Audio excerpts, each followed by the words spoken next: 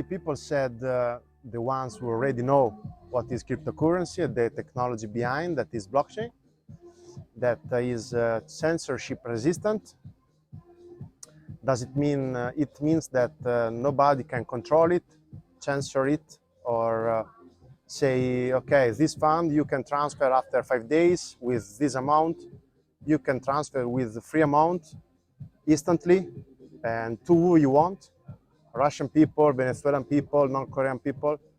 And and the most important thing is that the most of them are with fixed supply. So inflation doesn't hit them.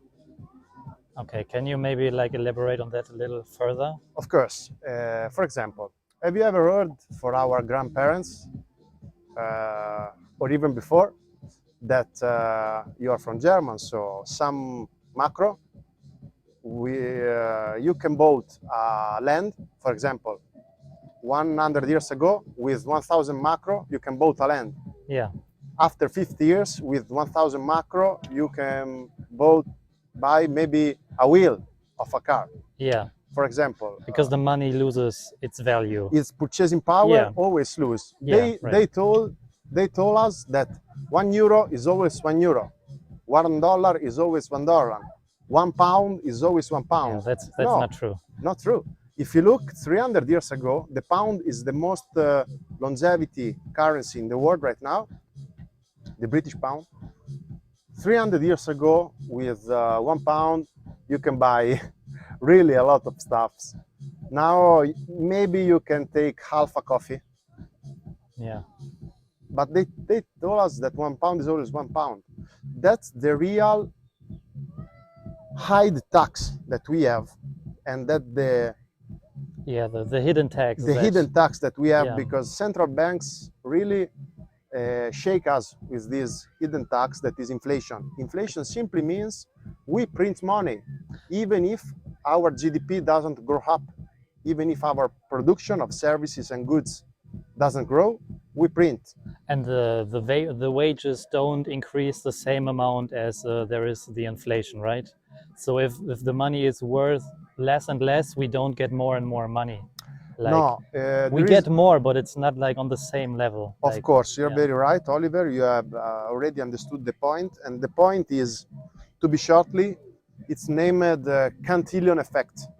What it means? It means that if even if with inflation, if our money grows up equally with inflation, I mean our payouts, no, our monthly payouts grow at the same rate of inflation, it can be a good incentive to make people still produce, still work, and okay.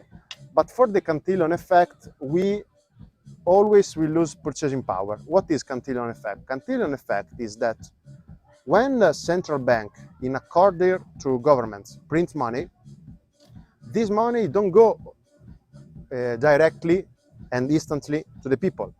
Before go to central bank, that after take it to the private bank. And what does a private bank do with this money? They buy stocks, precious metal, lands, food. How to say? They buy all the stuff, like as I told you, lands, house, real estate, property, but also stock, also precious metal, also grain, no? And you see, the price of this stuff always goes up. Price of real estate always up. Price of stocks always up. Price of precious metal always up. Price of primary needs as meal, grain, soy, energy, gas, oil, always up. The prices go always up. Always up. Yeah. There is only one beautiful thing that is deflationary, and is technology. If you look at our phones or our PC 30 years ago, until now, that are very, very much better and much powerful, they cost less. Only technology at now is the only deflationary good. All the other goods are even and always more expensive. This just for inflation. Because if you think, with better technology, why grain, soy, or milk now should cost 10 times in front of 50 years ago. Doesn't make sense if €1 is always €1, 1 mark is always 1 mark, or $1 is always $1. And the beauty of Bitcoin and other currency, Ethereum, Monero, little different, but very beauty also Monero, fixed supply. If you study some, it's a famous school, Austrian economic school, they imagine a world with a fixed supply currency. Bitcoin has maximum 25 million coins in circulation. There's a cap, right? Cap. There won't be any more No. than that ever. You will have to do with this, no more. Maybe less if some people lose the private key. Because another beauty of this technology is that you are the bank of yourself. As I told you before, that you can send instantly to who you want, how much you want, with a very efficient, low commission, low fee. That's wonderful, because if you try to give money to another country, to your, I don't know, children, family, friends that live in another country, you need to have Western Union or banks, or it takes 3 to 5 days, 5 to 10% commission fee, no? And you have a cap amount. You have to exchange between 120 currency around the world. You imagine a future like this? And with no fixed supply. So every time you spend this, or not spend this, every time you keep this on you, you lose purchasing power. But there are also, because you said there are like a lot of currencies around the world, and then you like, if you want to transfer from like to another country, to another continent, you have to like pay the transaction fees. Yes. But there are also like a lot of cryptocurrencies, right? Yes, I can say. I think some of them have potential and some of them don't, right? Of course. There are, first of all, there are too much cryptocurrency that they are not crypted and not currency. So what does that mean? Currency means that has a money purpose. For example, Ethereum is a really famous cryptocurrency, but has not the first purpose as a currency. It has a purpose of the dApp platform application. It means that on Ethereum, you can build dApps like whatever you can imagine, financial apps, insurance apps, gaming apps, play to earn apps, play to move apps, whatever you can imagine. Now you have to do with Apple, in Apple Store or Google Play. And you have to pay them, you have to be compliant with laws, you have to do some stuff. With Ethereum, you don't need. This is, if you ever heard, the meaning of decentralization and decentralized currency. You can build your dApp, you can build your NFT, your metaverse, and if you do a good job, it can be used by everyone with no one owner. So Ethereum is a platform, is a blockchain technology platform where you can build a lot of dApps. dApps stands for decentralized apps. dApps. dApps, okay. DAPPS. Yeah. And this is not a currency purpose. Bitcoin has a currency purpose. And now people think about it as a digital gold because it's fixed. Sorry, but it's even better than gold, because gold you can find always new. Gold you can transfer, you can't divide, you can't spend easily gold. But isn't there also like a limited amount of gold on Earth? Like you cannot just synthesize gold out of like anything. Yes. Like you can print money, of yes, course. Yes, but we don't know. Oh, we don't know. We don't know how much gold we can find. We know that Bitcoin will be produced from 2009 until 2021-40, 21 million fixed supply with a kind of inflation rate that is halving, divided by 2 every 4 years, almost. And you will know how much there will be in circulation at that time, and that it will be for sure fixed. And the beauty is that all people can participate in this network, connecting that are now powerful PC to ensure the power of the network, and in change of it, they can extract the Bitcoin. Now we are going too far. Maybe it's short time and too much complex, but it's a decentralized network where all people can also earn money receiving Bitcoin as a premium to keeping their PC on the network, spending energy and spending money for the hardware to ensure the network that all people can transact, can make a transaction. Because this network is very safe. Until now, is the only network in the world that hasn't been hacked.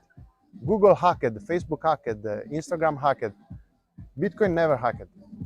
But wouldn't you say that there's also like a certain hype around Bitcoin, because like the value of a Bitcoin was for a long time very low, Yeah. and then it like skyrocketed for like just like went up very high. Yeah. Sorry, just a second. Yeah, sure. I don't know about hype because, for example,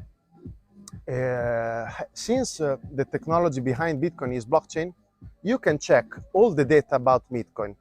What I mean is this: you can see how much people are not spending their Bitcoin, how long they are keeping their Bitcoin in their wallet without spending or without sending it to exchange. And for example, this trending is always going low. That is a good thing. What I mean is people are not selling their Bitcoin. There are less Bitcoin available on exchange to buy now that the price is around 40,000 than when the price was around 70,000. So the price has gone down, and before very up. But you can check some data and see in a different ways. For example, if you think $4,000 for one Bitcoin, sometimes people make two mistakes. First mistake is that they think that they can buy just one whole Bitcoin. You can buy a portion of it. There are just 21 million. So the second mistake is that it's not a lot, $40,000 for one Bitcoin. If you think about market cap, what is the market cap? The market cap is just the multiplication of the price of one Bitcoin and the entire numbers of Bitcoin in circulation. Actually, the market cap of Bitcoin is 12 times less than gold. Is around $800 billion. Okay, and not even $1 trillion. And so, in terms of market cap, I think. What would you think? Like, how high can the market cap get? Like with Bitcoin, for example. Like, is there like an unlimited amount? Yeah. For example, think about how many houses there are in the world, how many lands, how many goods, how many cars, how many hotels, how many technology products, how many gold, how many diamonds, how many things and stuff there are. According to me, Bitcoin has the full potential to be the first world currency, because for four reasons mainly. The world is always more connected, more global, more interacting. So do you think in the future there will be 120 currency? I'm not sure. Do you think in the future we will pay with cash, or with some card that you have to keep always in your pocket, or it's more easy with phone?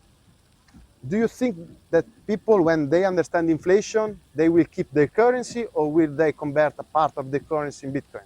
Like the way you're asking, I assume you're not thinking that this is going to happen. Okay. So if you consider that there are maximum 21 million Bitcoin, 3 million are lost almost. Why? Why are they lost? Because they are not moved from 10 years. 10 years, never moved. So the assumption is that they are just on like a cold wallet somewhere and people have forgotten their password, and Right. that's it? Right. Yeah. Right. Not the password, but the private key. Yeah. The private Or, key, yeah. or password. Yeah. Right. Because the password is to get access to your wallet. The private key is the corresponding key of your funds. So if you break your tablet or PC or phone, but so you don't have access anymore to your wallet, but if you have private key, you can buy a new tablet, PC, new phone, install the same app, and put the private key to access again to your fund. So if you break your phone or your PC, you never lose your fund. You lose your fund just if you lose your private keys. That's and it's no way to like, there's no way to like recover the keys or passwords. Like once they're lost or forgotten, they are forgotten. Like you cannot retrieve them in any way. It's not possible with Bitcoin. No, it's not possible with all cryptocurrency, but when you install a wallet, when you install a portfolio, they are very clear to you that you have to save this private key in two or three pieces of paper, put it in a very secret place, and maybe also try to remember it. 2-3 stuff that you can do to never lose it forever. No, you can put in 2-3 different places. You can store in your own memory. Not so safe to make a file and store a file in your PC. Yeah, This is not a safe way. Because it can be hacked, right? Yeah, Theoretically. yeah. All right. But it's also the beauty of these things, if you think, because there is no owner. It's just a network. So you have to be responsible of your funds. You are your own bank. And there's also the saying I heard: "Not your keys, not your coins." Right? Perfect. Yeah. That's a very mantra always people repeat in crypto. Yeah. Bitcoin is a technology. To improve your life, I mean that if you convert your euro, dollar, pounds in Bitcoin with time, not with all in, not goes all in, you can have a benefit, an economic benefit, but this benefit, you have to get it and use it in your real life. So what is real life? Real life is experience. Real life is live the present, is be here right now.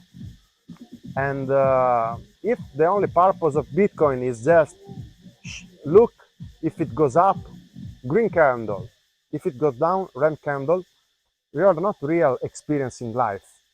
You are used by this tool, not using this tool. Another example can be the metaverse or the play to earn games. If you play to earn all the day, okay, you will earn, but you will not live, because there is no better metaverse than this. If you look at the nature where we are, the island, the sea, the birds, the trees, can you imagine a better metaverse than this? Well, hard to imagine. Hard to imagine, because if you say yes, maybe you think you will a better creator than the creator. So you have to be careful when you say I can do better. Huh? And Yeah. yes, of course, technology is good, because now we are doing an interview. But think about if we look at interviews all the day. Where are we living? No, Not really. not really. No. So if you are conscious on how to use it and not to be used, it's very good. For social media is a perfect example, maybe. Yeah, people like tend to overuse social media. Yes. Yeah. Like you have to use it as a tool, like in general, a smartphone, right? Yeah. You can do everything, like you can spend your entire day in front of your smartphone, but you should use it as a tool, and then it might be helpful and can enrich your life. Yes, right? Yeah. of course. And you say it's the same with the cryptocurrencies. But I see a risk in cryptocurrency, that is to be emotionally involved all the time with price. Yeah. And it can take you to make trading, to make better thing is to holding. You convert part of your cash that you can lose every month, every 3 months, every 6 months. You don't think about too much. It's a technique called dollar cost averaging. So at a certain period of time, you buy a certain amount of money, of Bitcoin, sorry, with some amount of your currency. And it's a good strategy to preserving your purchasing power, and maybe your future self will thank you. I started with some lessons of math and physics. I'm graduated in math. And when a friend that maybe will see this video talked me about this world of cryptocurrency, I start to learn what's, YouTube video, that is very an interesting platform to understand. I start reading the white paper, as are called in cryptocurrency. It's just the structure of the currency. And I put my savings in this type of money. After time, I balance my portfolio, make some changes to what I believe is more good, has more sense, has more, how to say in English, more potential to grow. Yeah. No? Yeah, like stocks. It's not so different, but with currency purpose and with new blockchain technology purpose. And after 3 years now, 3 years and 3 months, I am living right now with my passive income, and it's an house. But I also like to work as a teacher of this technology. I'm not a financial advisor, so I will not ever tell you what you have to buy. Never. I can teach you how it works, how works the technology behind, what is the thing that you can do now with those stuff that you can't do before. So why they have sense? I mean, if you can do some things without cryptocurrency, why use cryptocurrency? But some of them have a real innovation. So without this innovation, you can do this thing before. Now you can do different things. And we can come back to our topic that is all about how to use the technology. Now the technology gives you the chance to preserve, to keep your purchasing power. This now you can have. Now you have the chance to build a decentralized application. Before you haven't. Now you have the chance to build new kind of games, if you want to build new kind of games because you like games. But my main focus now is to live, because I have understood on my skin, with mistakes, with problems, that the important thing is life. Doesn't matter if you go to life using technology, using manual work, using, maybe it's better manual work than technology. 90% of time is better. Technology can give you a faster view, because technology, is very fast, it's very changing. So if you know how to manage and how to transform this power to make your life better, but the real life can be very powerful. As you can see in this interview, what we use phone, we use camera, we use microphone. It's an improvement, no? But this improvement need to be focused on something. Otherwise, you will be lost. You will be lost in some bad thought, as getting more rich, as I don't know. I not think, Oliver, we are made, our genetic history, I'm sure confirms it. We are not made to stay 10 hours in front of a PC. We're born as hunters, as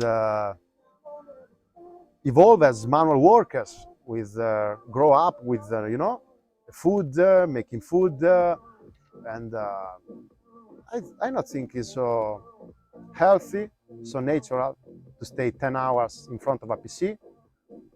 However, whatever you're doing, watching interview, trading, watching whatever video, no, you have to give just a little time of your day to this, and after, no, Go out into the real life. go out to this. All right. Good. To this. I think very good closing. Yeah.